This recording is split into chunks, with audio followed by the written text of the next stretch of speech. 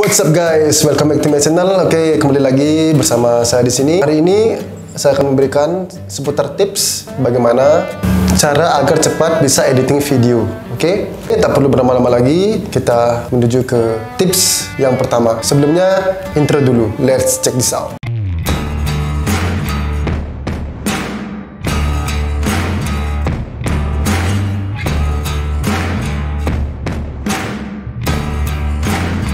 Oke, tips yang pertama, hilangkan dulu rasa buru-buru, ingin cepat menguasai ini itu seperti efek, transisi, filter, dan lain-lain. Kenapa demikian? Karena ini akan membuat Anda semakin bingung. Saya pun tahu karena banyak sekali referensi-referensi yang ada di internet atau di sosial media. Begitu banyak orang membuat video-video yang keren, dilengkapi dengan transition, efek, filter.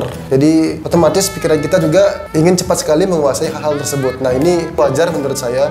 Saya pun begitu awal-awal ingin cepat menguasai editing video. Semakin kita memikirkan hal tersebut, kita akan semakin bingung lah nanti. Karena pikiran kita akan banyak bercabang. Jadi itulah sebabnya hal yang pertama yang perlu kita perhatikan, yaitu hilangkan dulu rasa buru-buru kita untuk menguasai hal-hal tersebut. Supaya kita bisa fokus dulu dari yang basic, nanti saya akan jelaskan apa-apa itu. Dan hal-hal semacam itu kita bisa nanti pelajari sambil jalan. Begitu banyak ada tutorial yang ada di internet, itu sifatnya pengembangan ya. Oke, tips yang kedua, pahami tampilan dan menu yang ada dalam software editing tersebut. Karena jika Anda sudah tahu tentang fungsi-fungsi ini, walaupun hanya beberapa, tidak semua, nantinya sambil jalan pasti Anda akan bisa menguasai semuanya. Karena Anda sudah terbiasa tampilan dari software edit yang akan Anda gunakan.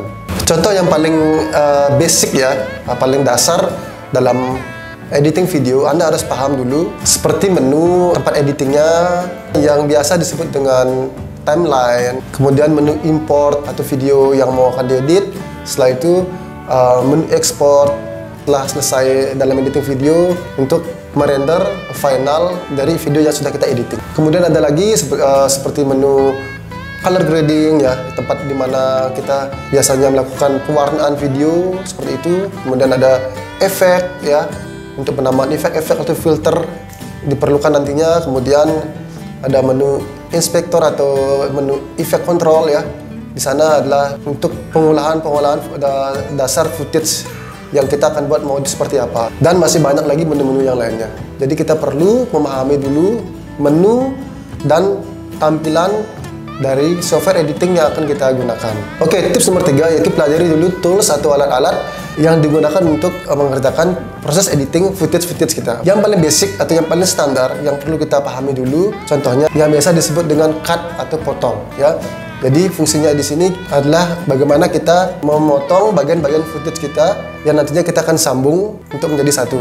Kemudian ada lagi delete ya, ini penting. Alat ini untuk menghapus bagian-bagian video yang kita tidak perlukan nantinya. Selanjutnya ada drag and drop. Nah, ini cara kita untuk mengambil footage kita masukkan ke dalam timeline dan kita sambungkan ke antara video 1 dan video 2. Itu adalah hal yang paling dasar yang perlu kita kuasai dulu dalam hal editing video. Basicnya cuma itu, karena kita di sini editing video itu pada hakikatnya yaitu kita menyambung dari footage ke footage ya untuk dijadikan satu video atau final video. Yang keempat yaitu pengembangan. Nah ya, poin ini sebetulnya bukan dari bagian basic ya yang sudah saya sebutkan tadi, karena ini bisa Anda pelajari setelah Anda menguasai ketiga poin yang sudah saya sebutkan tadi. Apakah nanti Anda akan belajar membuat transition, menambahkan efek-efek tertentu, cara masking, color grading, mengubah speed atau kecepatan menjadi slow mo atau dipercepat, dan masih banyak lagi ilmu-ilmu yang bisa kita pelajari setelah kita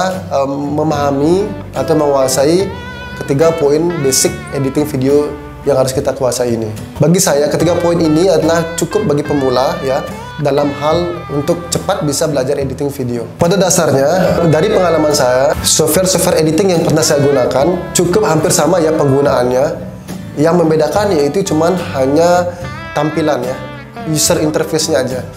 Jadi pengolahan sebuah video dalam software editing itu hampir sama ya, dari fungsi, dari tools ya, terus menu-menunya. Yang membedakan mungkin ada beberapa membedakan, yaitu ada yang lebih simple atau ada yang lebih rumit. Nah, nanti yang simple mungkin lebih terbatas ya, mungkin untuk pengolahan editing videonya, tapi yang rumit bisa lebih banyak ya tools-toolsnya ya.